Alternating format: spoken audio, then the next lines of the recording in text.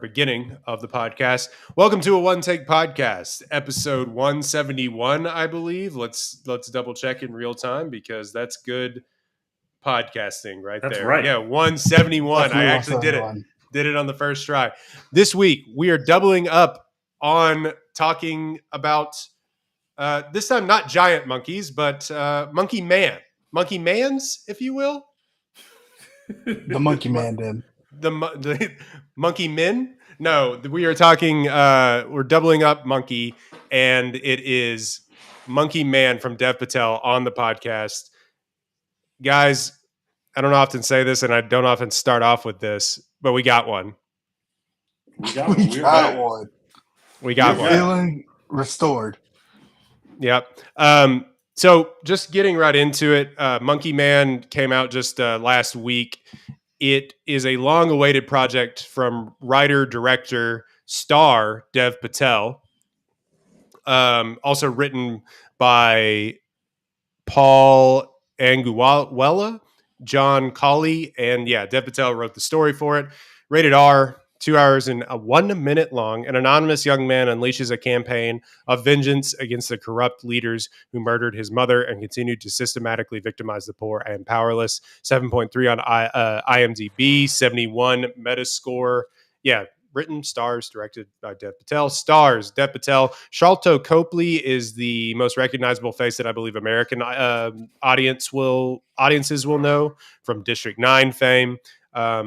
Also stars Vipin Shamra, Pitobash, Sikander Kerr, to name a bunch of others whose name, forgive me, I don't want to get wrong, so I'm not going to continue down this hole. This is, just to give more backstory on this movie, was a COVID production. It was originally pitched, I believe, greenlit all the way back in 2019, was filmed. I think it was moved to an island to be filmed for COVID policy or for COVID regulations because it looks COVID, like Indonesia or something like that. Yeah, island off of Indonesia that they sort of rebuilt a city and stuff for. Only cost technically, I think, $10 million to make. Was then bought by Netflix for $30 million. If you've watched the film, and we'll try not to spoil it here, it was then shelved by Netflix. Maybe or maybe not because of the messaging of the movie, the politics of the movie, a lot of which are reportedly kind of cut down now, even in this version of the film.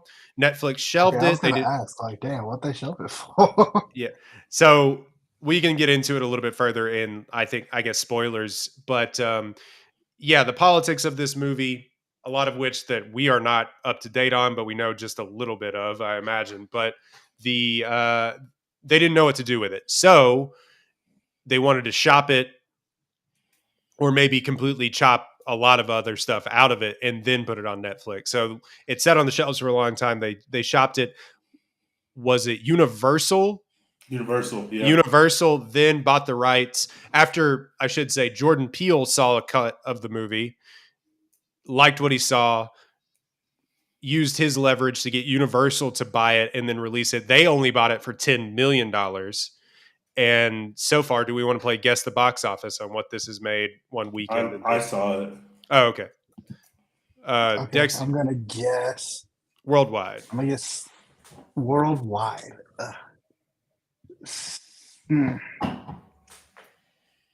55?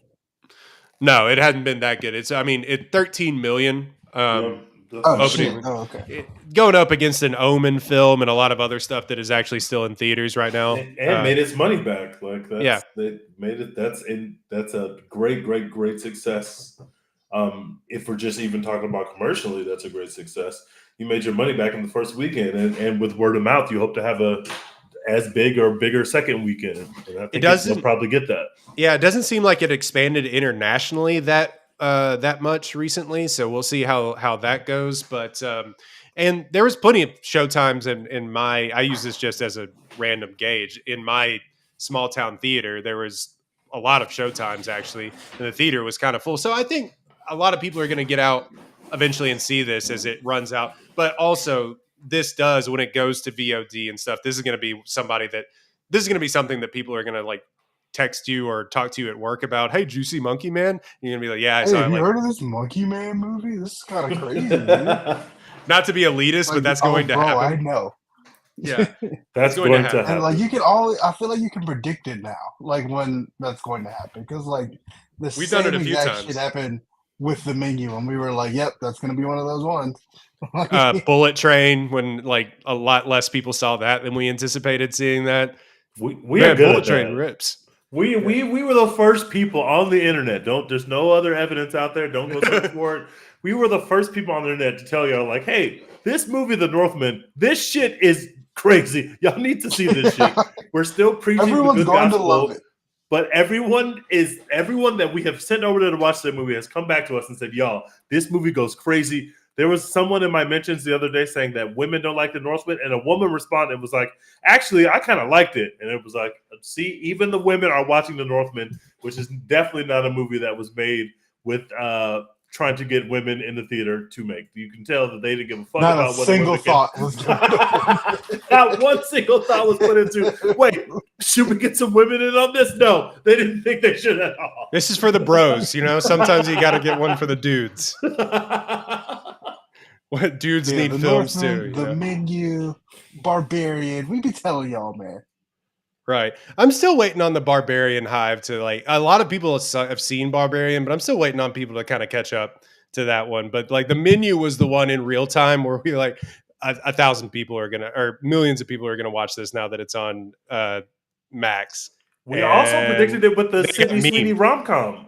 The Yeah. Sydney Sweeney rom-com, we were like, when people actually get to see this, they're going to make a lot of money on this. And that shit has been going gangbusters, not just in the theaters, but when they dropped it, a lot of people have watched it. Like a very, very large amount of money, a large amount of people have seen the Sydney Sweeney rom-com movie. And we predicted that.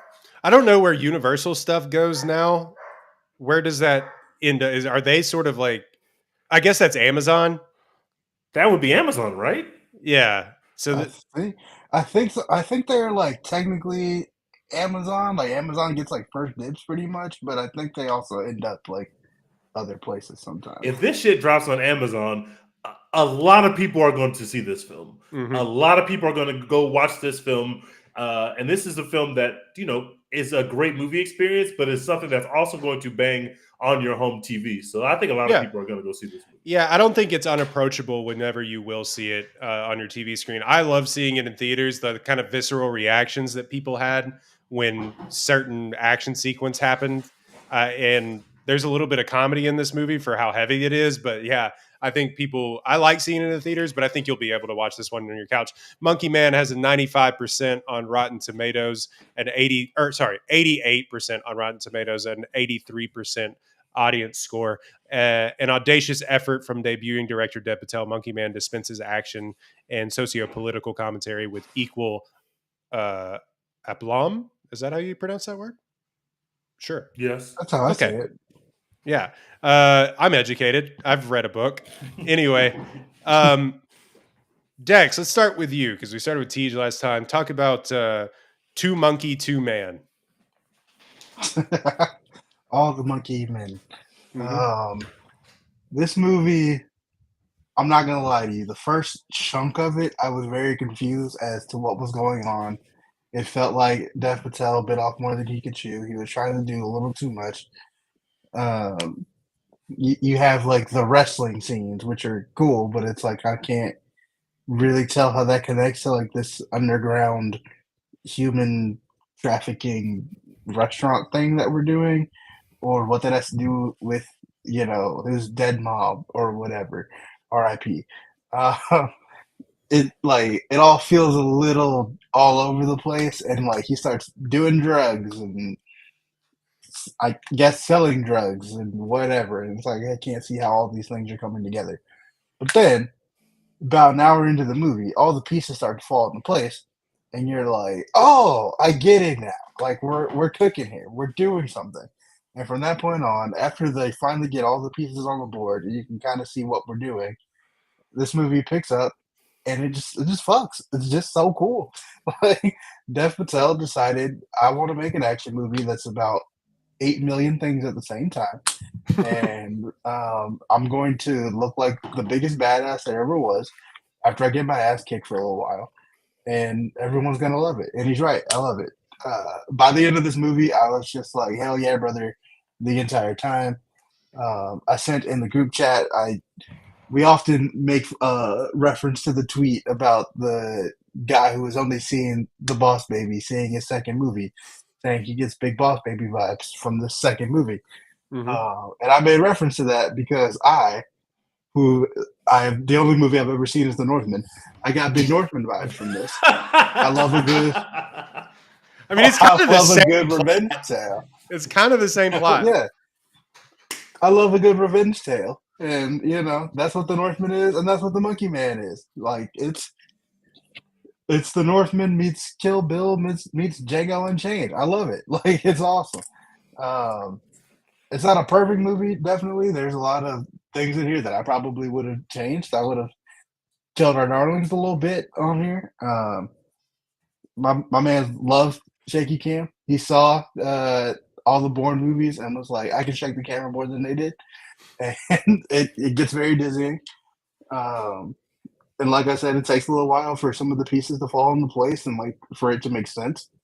But at the heart of this movie, it's a very simple revenge tale, ultimately, and like it just works. The action sequences all work. You feel something for like the reason he's seeking revenge is like it makes sense. It's relatable. It's visceral. You feel it.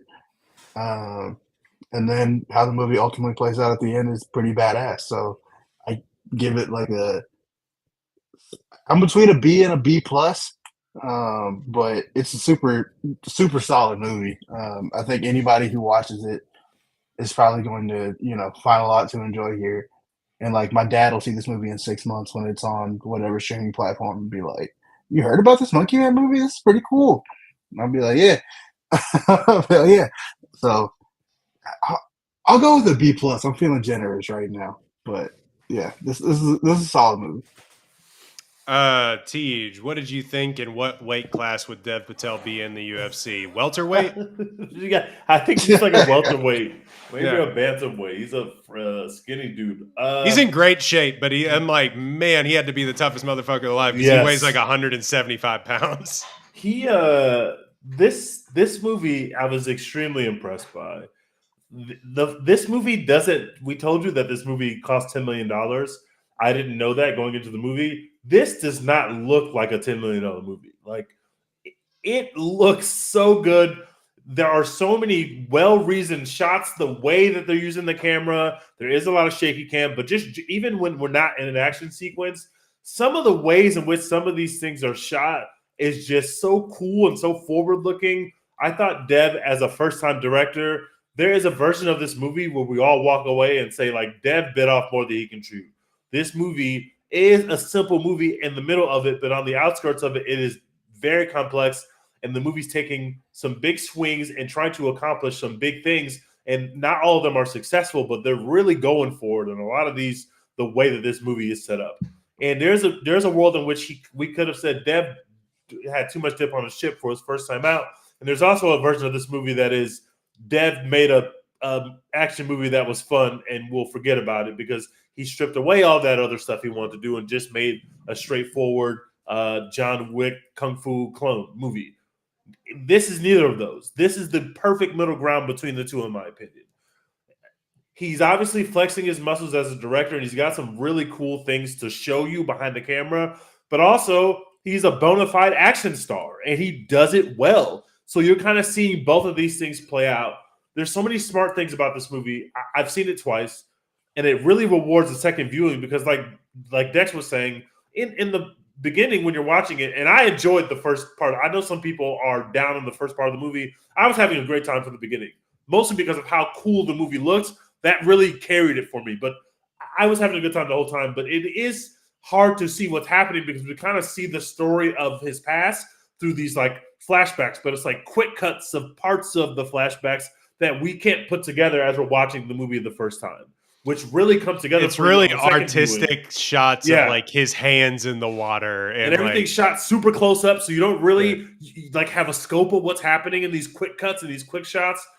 Whereas on the second viewing, you know what's happening, obviously, so you can really take that stuff in. So there is a bit of like, okay, how does this part of the movie connect to the part where this guy's going to fight? And also, this guy's our hero, but he keeps like he's not for the first like hour and a half of this movie, like he's not cooking, like he's getting cooked at all. He is getting cooked, and so you're like, all right, like this is our hero. We know this is our protagonist because we're following him, but we keep going to that little dungeon club, and he is getting smoked down here.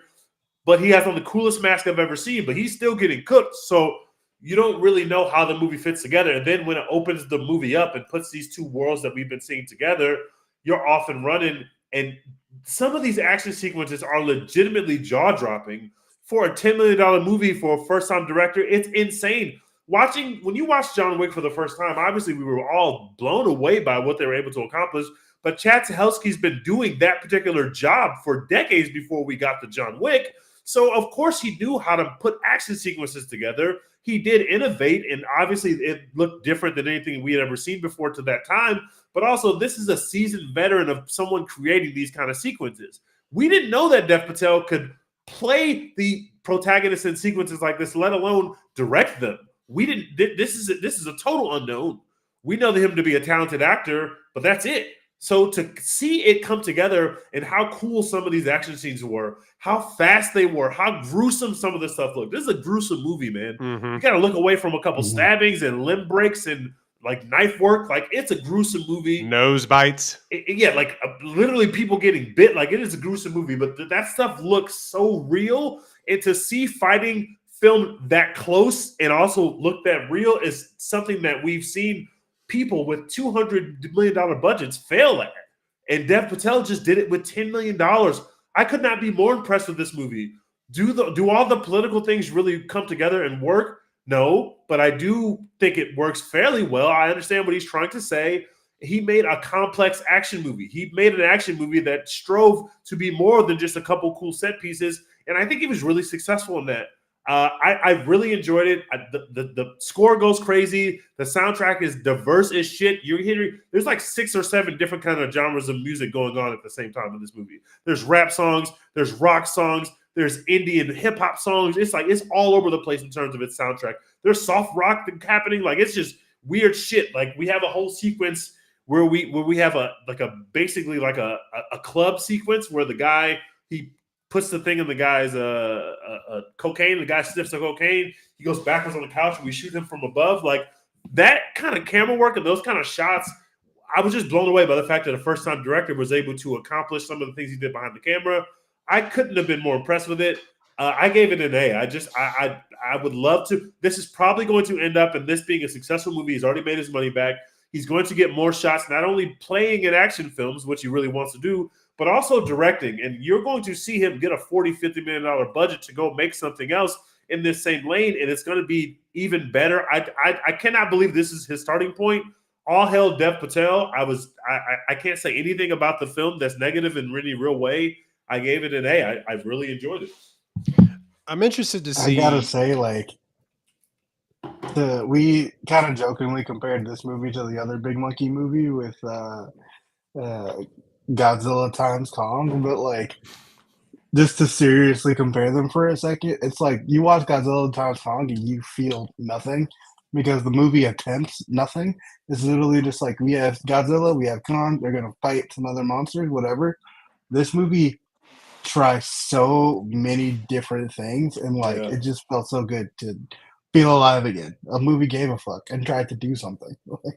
Maybe it might fail at certain points, but it's like it tried something. I was gonna say, even if he swung and missed, which some would argue that he may have with some of the commentary in this, then man, at least he tried. Yeah. The one thing about John Wick, and I think those films are A+ movies throughout usually. The one thing they're comparing this to John Wick, and for good reason. All hand-to-hand combat action movies are going to be compared to John Wick from here until somebody reinvents the genre again. The thing is, one, John Wick is a lot more. It's gun fu. There's so many more guns and weapons in that movie than there is in this movie. I believe there's only really one gun that he uses in this movie, and he fucks up with it. He doesn't know how to use it. It doesn't go right. Yeah. So there's that. There's that part to it. 2, Monkey Man, and I put this on Twitter.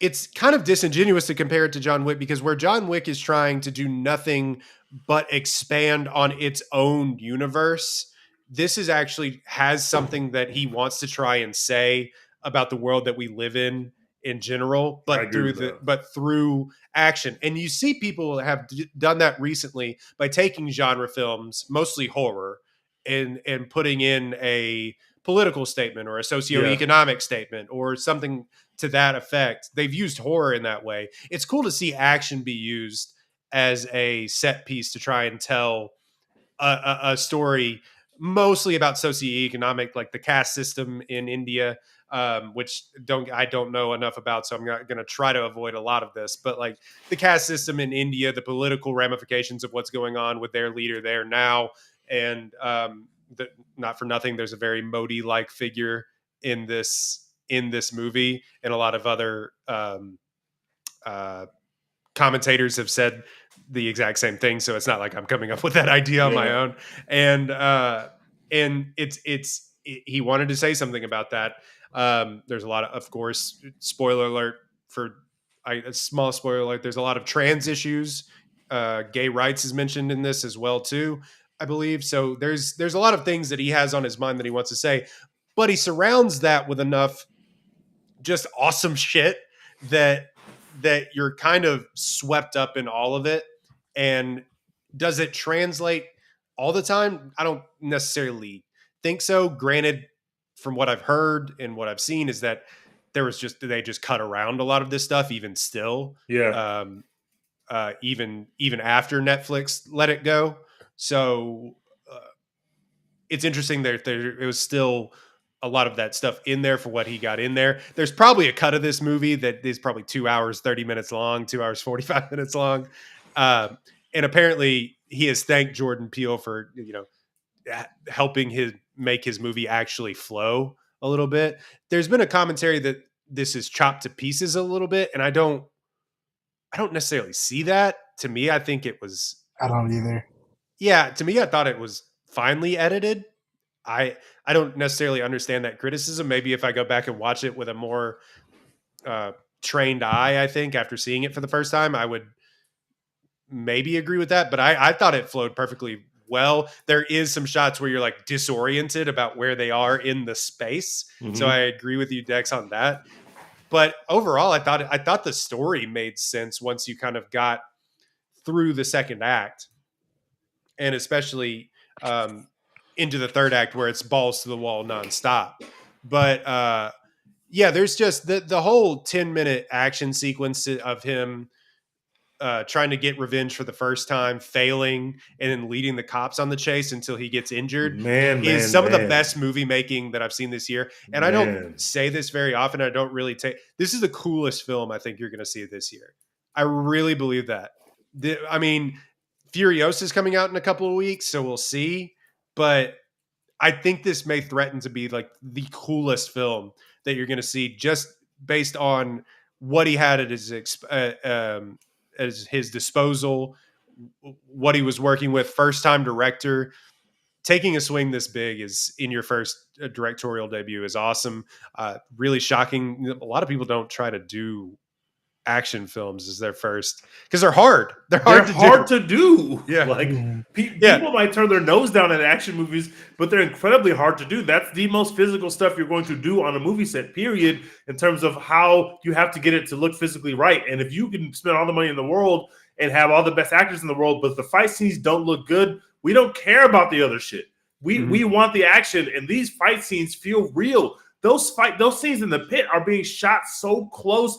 That's hard to fake the camera out, bro. It's not easy to make it look like people are fighting and part of that reason is because, like he said, which is something that helped market the film, they were really in there fighting. They were being injured. He broke his hand. I think he broke his wrist. He had a rib injury. Like, there's a physical nature to action movies that if you turn your nose down to the genre, that's fine. But the physical nature and the toll it takes on the body should be respected of the performers. And they were able to accomplish very realistic looking in the fight scene with the axe where he misses and hits his homeboy with the axe. Like that shit looks so real. I've seen this it twice now.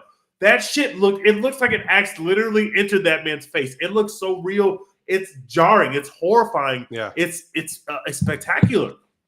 I'm at an A minus. A fight like through the whorehouse or whatever. That shit. Leader in the clubhouse for favorite fight scene of the year. Yeah, they were cooking in there, bro. I'm at an A minus right now. Definitely, I think some of the broader ideas, if left in, I would have appreciated more, and I think it would have helped serve to make this a more complete story of what he was trying to tell for the movie that we got. Though I cannot recommend this enough to people if you're a true fan of the action genre, and I'm interested to see what he does next. Most people just do like romantic comedies for their first directorial debut or whatever because it'd be easy, and I think we don't talk enough about Dev Patel as a screen presence either.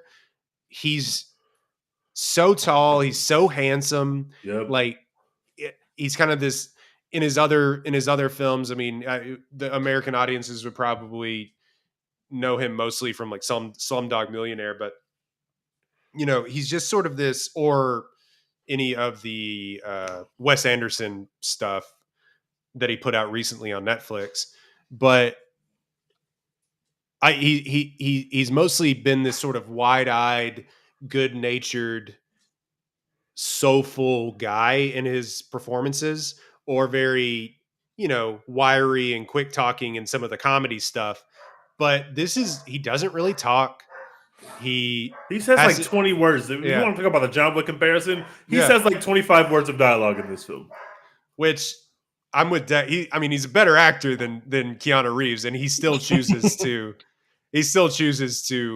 really highlight a lot of other people. Now he's on camera for 98% of the thing, which is interesting to direct and also be camera center for the entire movie. But do we want to do a little bit more spoilers here? I don't have anything else. Let's open up now. Let's open up to the spoilers. Okay, Tej, where do you want to start? Because you've seen this now twice. I think so obviously once it becomes revealed that I think it's so smart the way that they've dealt with the villain. So the villain is like the handsome guy who you realize works for a guy high up in the government. But at least my first time watching it, I didn't really understand that the larger government guy who we were seeing in the news clippings and kept referring to was the big bad. I just thought that he was the boss of our bad guy. And obviously he was connected in some way, but setting the movie up in a way to where we have our big bad. We even know his name because we've seen the little name tag pop up in our brains because of the flashback little things. But the actual big bad being like he gets his revenge on the guy, beats the shit out of him with a woman's shoe, which is definitely an on-the-nose commentary of kind of what we're trying to talk about with that character. But he gets bludgeoned with a woman's shoe that looked real as shit and gruesome and nasty as hell. But then he's still got to go to the big bad, which is the big politician who just won his re-election campaign that we've been seeing throughout the movie. And I think the way that the movie parses out information about that organization, about how the woman who runs the brothel plays into this, the way that you go about meeting these people and getting to know what role they play in our tragedy is just a very smart way to set up a movie. You watch John Wick, you know exactly why John Wick is doing what he's doing soon as you meet him, because you see the event verbatim. And then the rest of the movie is like, there's no more setup. We're just going to go from there. 10 minutes in, we've killed the dog. We've got the wife out of here. Now we're just going downhill fast. Versus this movie, it really is parsing out that information to you. And I think the second thing that they do really, really well is that our guy is not in the traditional action movie hero. He's getting beat. He's getting the shit beat out of him. And so, I said in the movie when I first saw it, I was like, his superpower is that he has an unlimited HP. Like his health power game is crazy. he's not dishing out a lot of damage, but he can take a lot of damage. And that's his superpower through the first like half of the movie. And then we have this montage, which is very heartfelt, where he's dealing with the trans people that are helping him, and he's got this new teacher figure that's helping him with the use of music. Like after that, he's like now he is him, and now he's cooking everyone. That now he's cooking everyone. He didn't have it, you know. They had to find the groove. And he's a heartthrob. My man played Beat Saber. And he's a heartthrob. He takes off his shirt. He gets some oohs and ahs from the crowd. He's also, like Roy said, there's jokes in this movie. There's one, it's like a very like old kung fu Jackie Chan kind of jokes where it's like physical humor where he goes to jump through a window. The music builds to a crescendo. He's going to jump through the window. It's going to be cool. But then the window doesn't break. So he just like bounces off of it and keeps going. Like it's just like they have a very, I know that we're going to make John Wick comparisons and make perfect sense. But really what it is the movies that inspired John Wick have also inspired Monkey Man, as well as John Wick obviously inspiring Monkey Man. There's even a John Wick joke in the movie. I wanted to say, buy the gun. Like, they even name drop John Wick. They say it. Yeah. I almost wish they would have had a little more of, because it's such a serious film. I really wish they would have had more of those Jackie Chan jokes in this than they did. But the ones that we got really played in the theater, and I really appreciated him for taking that chance of. You kind of saw it coming from a mile away, and I think it was even in the trailer of him just bricking that window. But I think like I almost wish they would have done a little bit more. Some of the more humorous stuff comes from the small guy, and like how he almost brutalizes these people too, and you're just kind of like, whoa. That's crazy. When he took that knife and did the rest of the slicing through the guy's throat with his mouth, the reaction that drew in my theater was insane. And it was mostly empty theaters both times I went. But the reactions that we heard when he did that were insane. People loved that gag where he finishes it.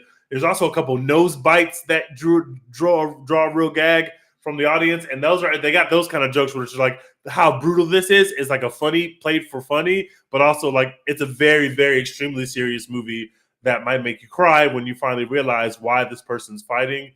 But they find those moments of levity, and they were very much appreciated. I will say the inspiration, because Dev Patel has basically come out and said, watch other action movies. When people are like, is this John Wick in India? And he's like, you can watch some other movies, please. That'd be great. They do the Bruce Lee, Beatrice Kiddo thing where he's in the middle of the floor and like 1,000 people run in to fight him. I appreciated that. I was like, cooking. Yeah, I did the Leo pointing meme. I was like, I was like, Kill Bill. Yeah. I will say, he's like, you mentioned this, I mentioned this. Like, it takes a little bit of time for some of the pieces to fall into place, and when you realize like the reason why he's fighting, like it all comes together. I think I would prefer the Northman style, where it's like they show you at the beginning of the movie, this guy's dad got in front of him, and like he's gonna go away for a little bit, gonna come back a badass, and then we're gonna start the revenge plot from there. I love that. I appreciate that. I think that might play a little better. That might help beat some of the chopped to bits allegations of this movie. Because the first hour where you're just like, at least for me, as someone who just watched WrestleMania, and it was fantastic. You're watching those early wrestling scenes, and you're like, is he supposed to be getting his ass kicked? Like, is that part of the character? Is it scripted? Is this like, Well, he's throwing fights. That was in there. Yeah. You're right. But like before, like the first fight that he has, you're watching and you're like, I can't tell if this is like, if they're really supposed to be fighting, or if he's getting his ass kicked because he's getting his ass kicked, or like what's going on. And then, like I said, you kind of get into like some of the restaurant stuff. He like plots to meet this like queen lady, and work in a restaurant and whatever, and you're like, how is this related to the wrestling that I just watched? And then, it just keeps kind of going, and you're like, oh, okay, well, now there's this love interest who we hint at for a little bit, and we've got flashbacks of his hands. His hands seem important, but I can't really tell what the fuck is going on. I feel like they could have just done this chronologically, and I think it works either just as well or it might work better, is what I'm getting at, basically. The love interest thing is one of the things where you could see that the movie has been edited because you don't really return to it. They have one kind of scene where they have a couple words of dialogue together. Literally, he says like 5 words to her. And then all of a sudden, she is there for the big moment where he finally takes the big risk that he takes, which is he's going to attack this guy that killed his mom. He's going to attack him. First, he's going to give him a bad shot, so he's got to get him in the bathroom alone. We've seen bathroom fights in many action movies before, so obviously he knows that what he's evoking from you when they walk into that bathroom. But in the movie's fashion of fashioning this guy as the underdog, he botches it. He's got a gun. He's got him in the bathroom. The guy's coked out of his mind. This is the time where we're going to get him. He puts bleach in his coke. And he still can't get the job done because he's our underdog. There's even a moment in the movie where we first realize he's going to throw a fight for the small gangster dude. He says the monkey will win the first 2 rounds, and then in round 3, the monkey's going down, right? Then we cut to the fight right after that. We see that our little gangster guy who's going to bet on the fight is at the fight. But we don't see the first 2 rounds. We are dropped into the 3rd round where Monkey Man is getting cooked. So he's hiding the fact that Monkey Man is going to be him. We all know Monkey Man is going to be him because we've watched 1,000 action movies. We know the movie's called Monkey Man. We know Monkey Man is going to be him. But for the first 2 acts of this movie, they really hide that stuff back. They show you that he's got some skills fighting, but all we've seen him do is really get beat up and mess things up. So that frames him in a certain way to where when he goes on his hero's journey and he glows up and he becomes him, now we're even more invested. And that makes it very different than, say, a John Wick, because John Wick was him before we got there. We don't even know how John Wick got his powers when we first see him, but we know from the first fight scene where they bring him to his house, he is him. He is already John Wick. He's only going to continue to be him. Monkey Man is not him when we meet him, which means we go on the journey of him becoming him with him. That creates for just a great narrative. That I think the movie is just very, very well written, and I know that's going to go unappreciated because it's an action movie and nobody ever talks about the writing in action movies, but I think it's really perfectly written to unveil parts of this character and parts of this world as you go along. And like I said, watching it that second time really congealed it all together for me because I knew what was happening and I got to really appreciate how they told the story as opposed to what story they were telling. And I just think it's a very smartly written movie. It'd be cool to see if they made another one of these movies, although because I'm always down for a sequel, but also I kind of want them to leave it where it is. And he died, so hopefully that means that we're not going to revisit this character. Let him be dead. We could just make something like I like.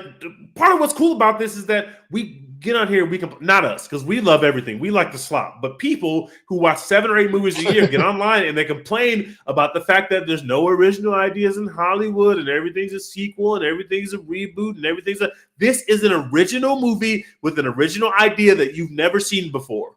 So hopefully we can get back in that bag and we can make it another action movie. We can use the same people even, but let's just make it a different original story. Let's get some more money in there. Let's get some more actors in there. Let's get some more actors in there. Let's keep it going. But we don't have to make a Monkey Man 2. Please don't make a Monkey Man 2. Just make the next iteration of whatever Dev Patel has in his head. He has the sauce. Bradley Cooper has the sauce. Just let these people cook, bro. Just let Bradley Cooper cook. Just let Dev Patel cook.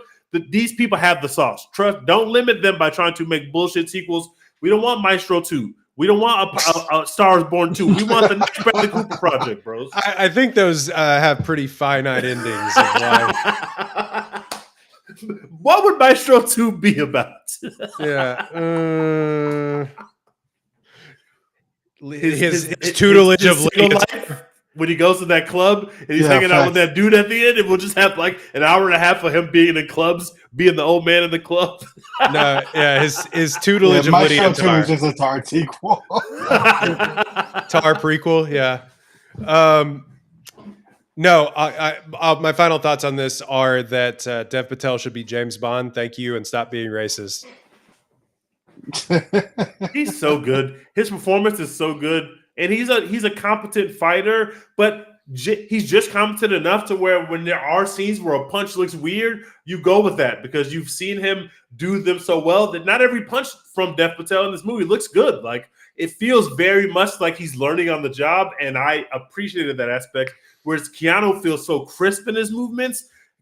Dev is giving a different physical performance than Keanu for sure because he's not him yet. So he's got to transform a bit in the movie. And I think that he did that very, very well as a physical actor. I thought he did a great job. Yeah. Make him James Bond, you cowards. Do it. So to that end, we are going to be doing Dex. How did you word this draft so I don't screw it up? We're going to do a draft of actors and actresses that we want to see star in action movies that are good. That are good. You know, there are some actors and actresses who are going to be in this draft who have been in action movies, right? But they stink. Or they've been in action movies, but they weren't the star. They were just kind of there. They were a love interest. They were a side character. They weren't out here fucking. Yeah, they weren't out here beating ass. We want them to be beating ass in movies that are good. They're on the poster, you know? Let's do random.org.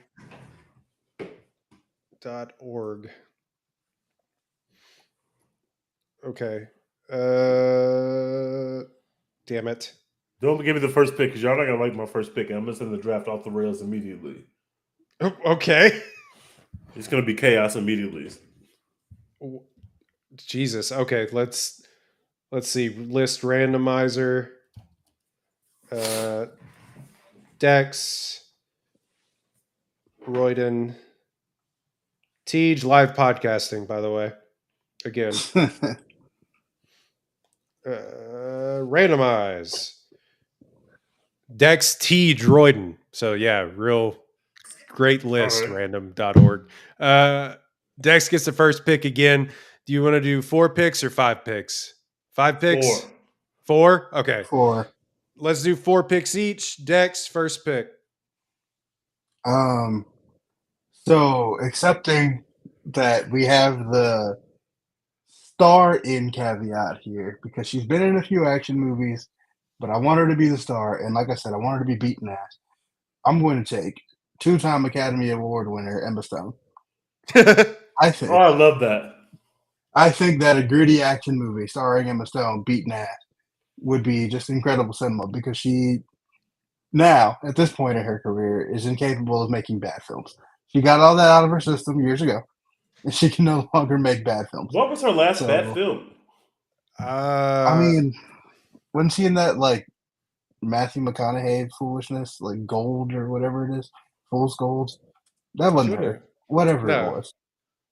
Last bad movie she was in was, I mean, I guess, like, Zombieland Double Tap. That's not bad.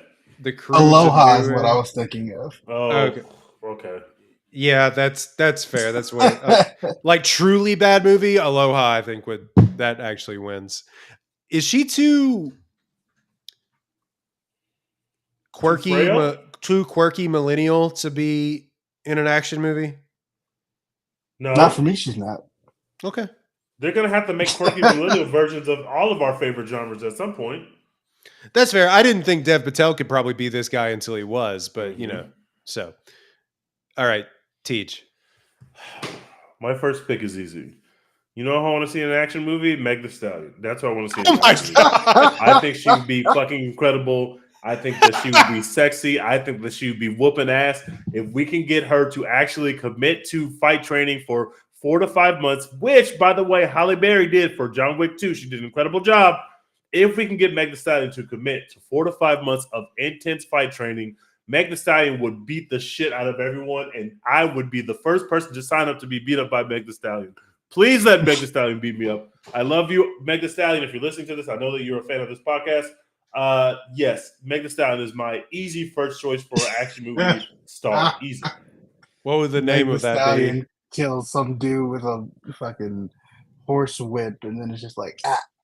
We can even make the villain look like Tory Lanez. We can make it. We can get to evoke real emotion. She could beat the shit out of our Tory Lanez looking villain. I'm in. Meg Thee Stallion has a SAG-AFTRA card. She is in the in. union. Let's get it Did popping. either of y'all see that movie she did with Dix the musical? I didn't see Dix the musical. No, I did it didn't see get good She-Hulk, reviews. Though. Yeah, that she counts. twerked on She-Hulk, so that She was. did. She was also in Tej. By the way, she's in the Mean Girls musical that you haven't seen. Oh, I thought she just made a song for it. I know she was in it. She's in it a couple times as like cameos. Yeah. Oh God, that's a good woman. That's she was nowhere near the set. They had her like film it on a cell phone and send it in. My first pick is Daniel Kaluuya. That's fire. He has it in him. Now he's been in Kick-Ass as a sidekick or a side character. Also, I mean, of course, in Black Panther, in Widows, and Widow. But like the star of an action franchise movie, give me Daniel. Now he doesn't seem like the kind of guy that wants to make franchise movies. Daniel, there's some money in it for you, brother. I honestly can't tell you what Daniel Kaluuya wants. That's fair. That's also fair. Yeah, I can't get a read on him. Why can't we get a spinoff from Widows where he just plays the character he played in Widows and we just follow him around for an hour and a half? That sounds like real cinema. He crushed that scene in the gym. Is still one of the greatest movie scenes that I've ever seen. Daniel Kaluuya is him. He could body an action movie. Let's just do Widows Part 2. More Widows. Let's do that. Widowers. Turn that shit up. Widowers with starring Daniel Kaluuya. And Brian Tyree Henry. We could get the whole gang back together. Okay, I guess I can't go with my second pick. That's unfortunate. I didn't go far enough back in his filmography. I want to say I'm going to bring him out of retirement for, let's see, what is my guy's name? Hold on. This is stupid because he's like the greatest actor of all time. Daniel Day-Lewis, come out of retirement to make your action movie king. Do we believe that he's really retired? I don't know because he's like not 60 yet, you know? I guess if you want to, like, I don't count Last of the Mohicans as an action film, really. It's more of like a historical epic film. There's some great action in it, but I would, dude, Daniel Day-Lewis trying to do a really silly character in the middle of an action movie, do it. Why not? Anyway. I do think he is really retired though, because at this point it's like for who, for what? Like, why would money? I'm good. I got it. That's crazy. He only made like 20 films. If you go back and look at his IMDb, it's really nuts. He made a lot of money. It don't matter how many films he made. That man said, "I'm all right. I'm good on y'all." Yeah. I'm tired of Cameo account if I really need some paper. Yeah, I'm tired of being a. I lied. He's in his 60s, but I'm tired of being learning to be like a cobbler for 12 months before I go and do a role. Anyway, Tej. It's on me. Yep. I'm taking Brian Tyree Henry, one of my favorite young actors, and he's got a different body type than our traditional action hero, which I love. But he's also like a big dude, so like we could really get stuff popping. And he's just an incredible actor that I think can do literally anything on a movie set. And I'd like to see what it looks like for him to have an extremely physical performance and be beating the shit out of people. I'm into that. Brian Tyree Henry, easy decision for me. Just put that guy in everything. It'll be fine. Fair. So I'm going to take. This is kind of a stretch because she's like technically like in the MCU or whatever, but like I'm thinking more of like a John Wick action movie versus like a big box office blockbuster shit. So I'm gonna take Florence Pugh, the queen, the GOAT. Ooh, this is borderline because is she not the? I guess she's not the star technically of Black Widow. No, she's Black Widow. Okay, she's not, and I'm like, okay. She's close to it being the like star. I said, I'm thinking more of like gritty, feels real, like punching people in the face. I mean, Black Widow is not Disney-fied. Black Widow is pretty gnarly for an MCU movie. Like some of the fight scenes and some of the like bone breaks and random shit they throw in that movie do feel a little like, ugh, like, Yeah. but it ain't Monkey Man. Right. Yeah, we need Florence Pugh to have her Monkey Man moment. And then this next one is just me looking long term at where things are going, and just I bought all the stock on this actress when she was like 11 years old, and I will never sell it because that's the future Best Actress winner right there. I'm taking Julia Butters. I like that. Okay. Julia Butters is her. I've got all the Julia Butters futures. I'm holding them. Y'all can't have them. Julia Butters will be a Best Actress winner, and I think she would be a badass in a like gritty action movie. Also, She got a taste of it in the last movie that she was in, which was a stinker, The Gray Man. That movie. Oh, I forgot about. Oh yeah, she was in that. Existed. Yeah, that Yeah, movie stunk. Ugh.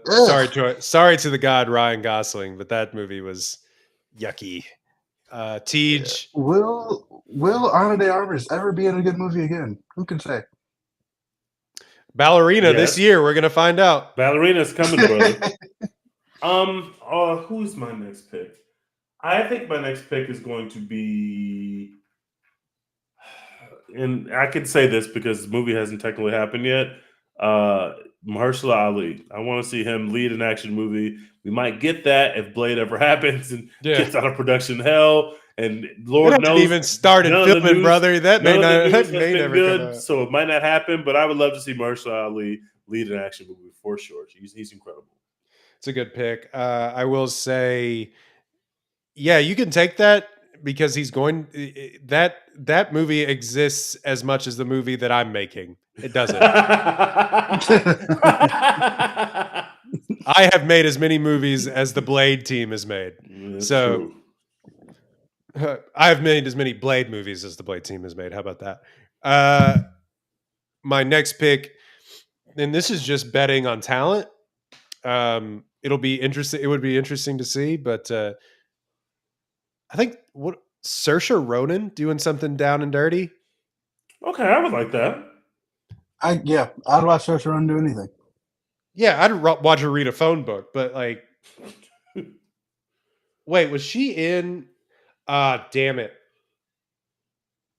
She wasn't the star of an action movie, even if she's in one. She was the star of a movie called Hannah, which was a action movie when she was really younger. Damn, I got to erase that one. So to that end, I'm going to say Daniel Radcliffe. Okay. I mean, Guns Akimbo. I was gonna ask because I didn't see that. Is that an action movie? Does that count? It actually might be. Shit. This exercise is way harder than I thought. Yeah, that was this is the second tag on IMDb. That movie was fine. By the way, nobody it got memed to death because of the meme with him with two guns strapped to his arms. But yeah, like him in the streets, like in his pajamas, like yeah. I remember that, but I never got around to actually seeing the movie. Okay, so to that end, I'm going to go. Can I say Natalie Portman? She was next on my list. Yeah, I'm going to say Natalie Portman. Even though she has been in the Star Wars movies, I guess she probably would have been really tough. I don't know how they even bill Star Wars movies. She would have been up there, but she wasn't the star of those Star Wars movies. Also respect Thor: Love and Thunder. Thor: Love and Thunder too. But we know what we're talking about here. Again. And yeah. And can we get our crazy little freak Barry Keoghan to be the star of an action? Yeah.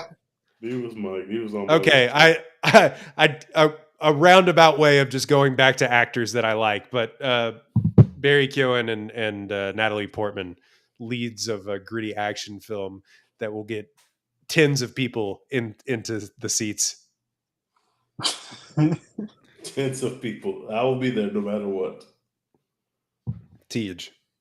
I'm gonna go with Lashana Lynch, who was in The Woman King, but she's not the star, obviously, because that's Viola Davis. But I thought she did an incredible job with her physical action, and I've seen her in a couple do other action sequences in other films, and I just think that she's really good at those kind of sequences, and I loved the work that she did in The Woman King, and she's hurt. I like Lashana Lynch a lot, so I'm taking Lashana Lynch for my next pick. She was great in The Woman King. Yeah. A movie that I will say, going all the way back, a movie that didn't take off. We said it would take off on streaming, and it didn't. That's one it just missed. I don't know why. I don't know why. It should have. Yeah, it's great. It's had everything. Well, that's what I'm gonna say. Yeah, well, that's probably it. Yeah, anyway, that makes sense. So this one, I mean, she's scheduled to be in action movies starting in next year. So I'm gonna go ahead and get it off the board now. But I'm gonna go with Millie Alcock, young Rhaenyra from House of the Dragon. Okay. Oh God, here we go with the Team Green agenda. Oh wait, no. Well, this is Rhaenyra. She's Team Black. Okay, never mind. Yeah, she's Team Black. Yeah, but I think she was so badass in House of the Dragon, and also I think she's going to be in the Superman movie, which I think is a misstep because she needs to be live action Gwen Stacy. She needs to be Spider Gwen, and that would be the coolest shit ever. They should make a gritty Spider Gwen movie and have Millie Alcock star in it, and that would be the greatest movie of all time. So yeah, I'm taking Millie Alcock.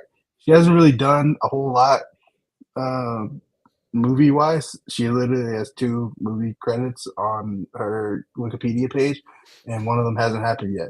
So, I'm buying stock a little early here, but I think she's got it. She killed it in House of the Dragon, and the show took a little dip for me after she left it. So, I want her back and more things.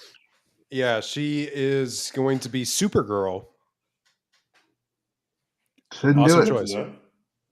Was that your final pick? That is my final pick. It's a great role, but you need to be Spider Gwen. I love how that Supergirl in the Flash movie is like, yeah, I'll come back for anything, yada yada, and they're like, no. They're like, yeah, what is that? What are you talking about? Where they do that at? Not here. I will say someone we need to bring back. I've only seen her in a gritty action movie, but I need to see her in more of them.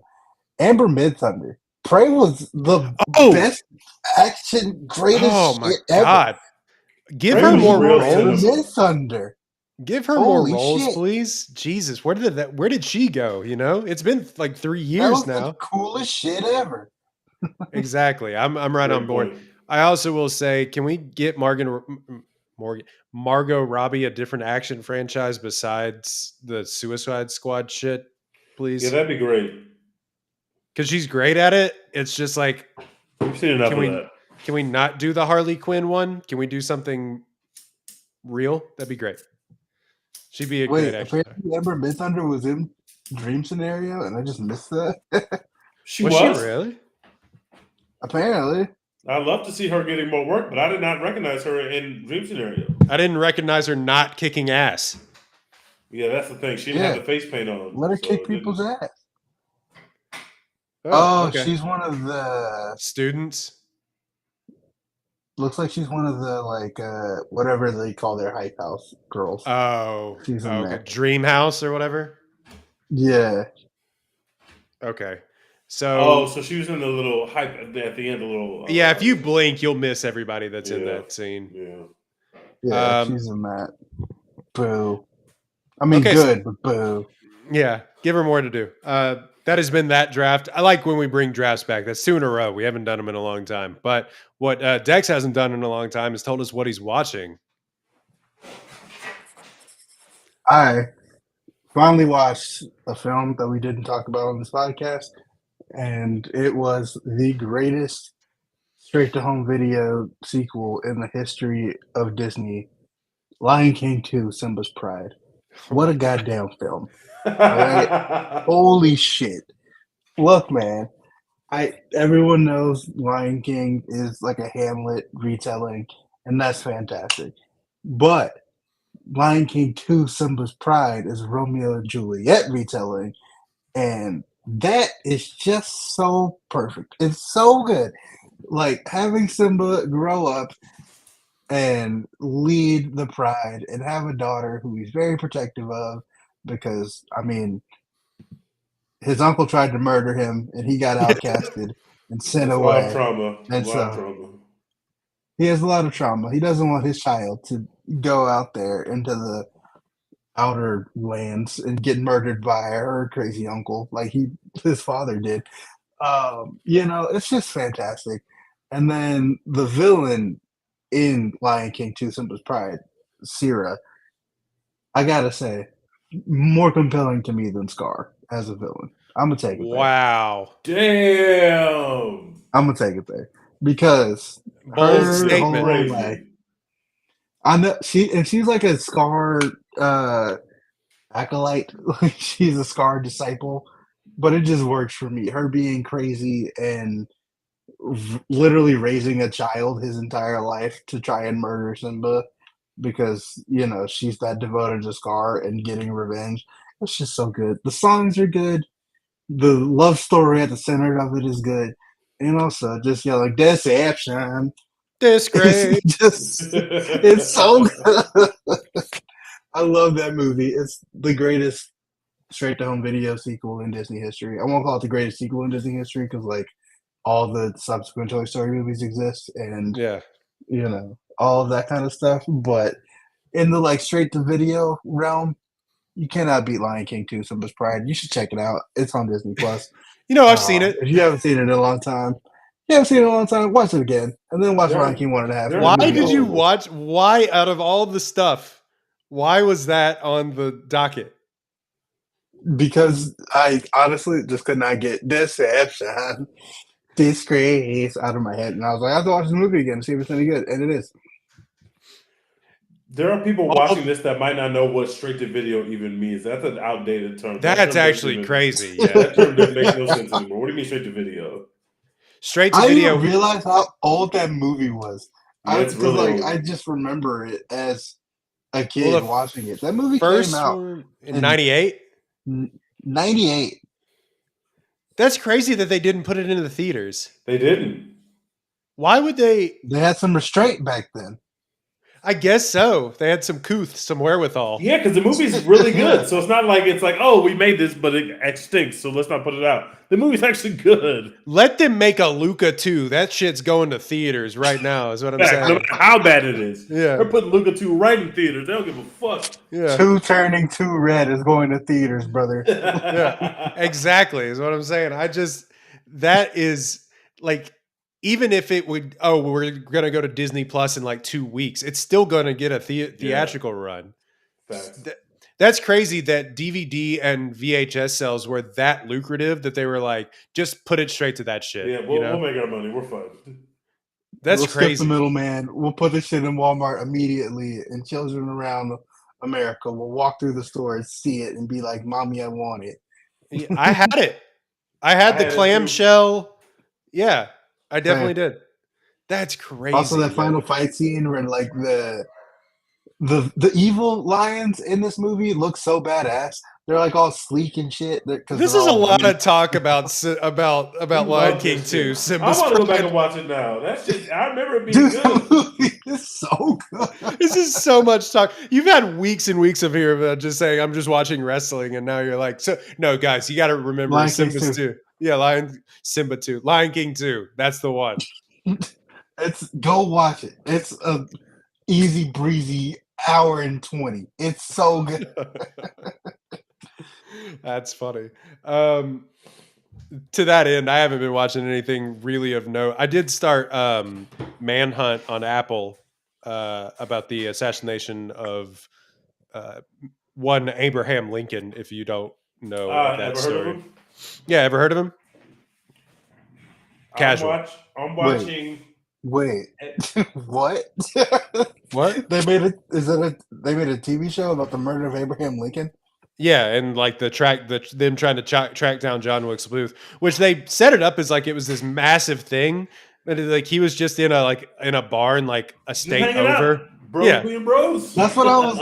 I'm like, what kind of manhunt are they doing in 1868 or Yeah, they whatever have no the fuck it helicopter. They was? just Like, get an extra horse out there. It's the president. Like, get all the horses. do they just walk into a saloon and they're like, he went that way?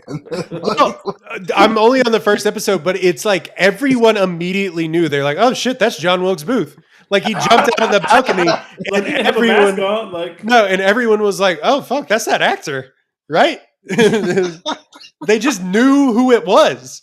You know, they at the very least had to look for Lee Harvey Oswald. Like, who the fuck is this guy? They were like, no, that's like one of the most famous actors in the area. You know, yikes. It's like the son of a famous actor. It'd be like if Wyatt Russell just shot somebody, and we were just like, not just somebody, the president. The president, right? Not to besmirch that guy's name, just an example of a nepotism baby. But like, I just think that it's really funny once you kind of think about it. It's just like that's that dude. You know, we all saw him. Anyway, are there like famous people in this, or there's some names that you'd know, like Tobias Menzies, who was in like a lot of The Crown and stuff, is sort of the main character of it. The guy that was the main character of Midnight Mass, the preacher, it plays Abraham Lincoln, and the guy that was recently a main character in the Austin Butler plane show, Masters of the Air.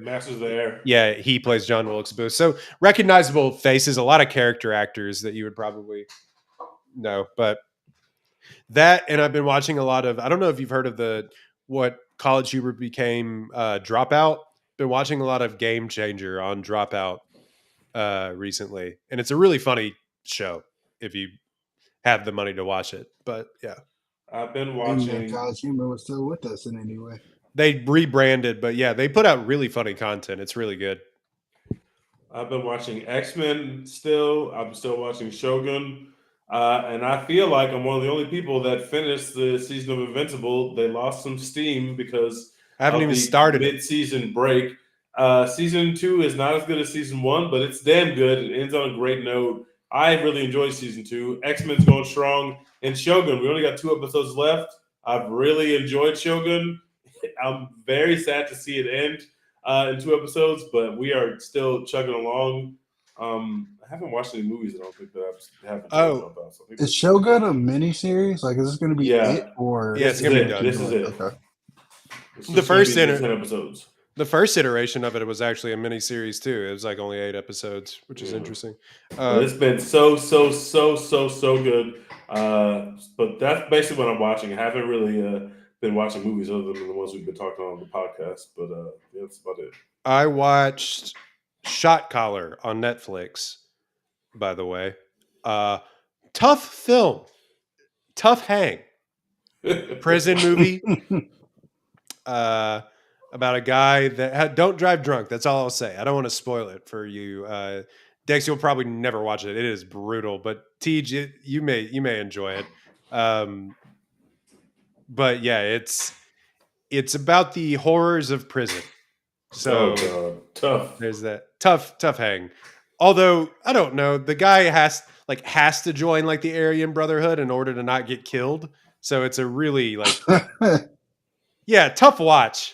But it was really compelling. It's with our guy Jaime Lannister from Game of Thrones. Oh, shut up, Nicola Costa-Waldau. He's really really good in the movie, and it's just been on Netflix for years and years and years now. But watch that if you're into that kind of stuff. I haven't seen one like that in a long time, so I enjoyed it.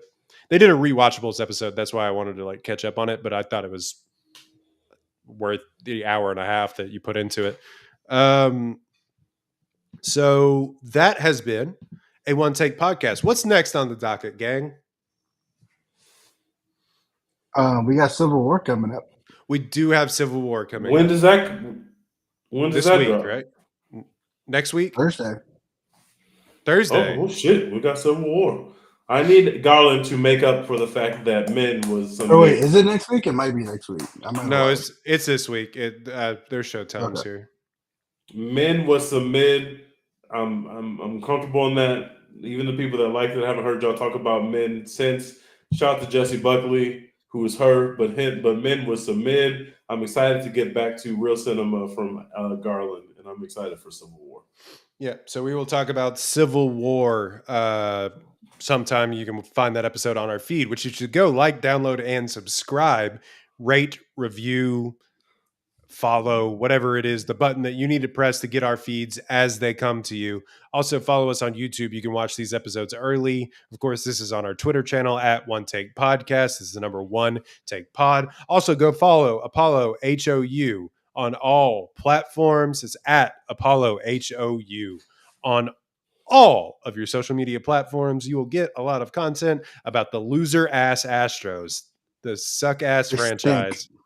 They are so bad right now, and I'm not angry. I'm actively not mad online Could about not be me. how bad they are currently, but it's okay. Everything's fine. I'm not gonna lie to you. I am the most fair weather Astros fan you will ever meet. They stink. I'm like they stink, and I move on. I don't care. Like I got my 2 World Series. What else am I gonna ask for? Like A third? Yeah, true. A third. And if they get a third, I'll be the worst person you've ever met. I'll become insufferable. But if they don't, fuck it. It was a fun run. Appreciate you. The Texans are good now. We don't need you. That's also true. Yeah, so go Texans. All right, that has been a One Take Podcast. Dex, as always, what do we do? Hashtag support Florence Pugh. We will see you in 2025 for the Thunderbolts. Thank you. Thank you very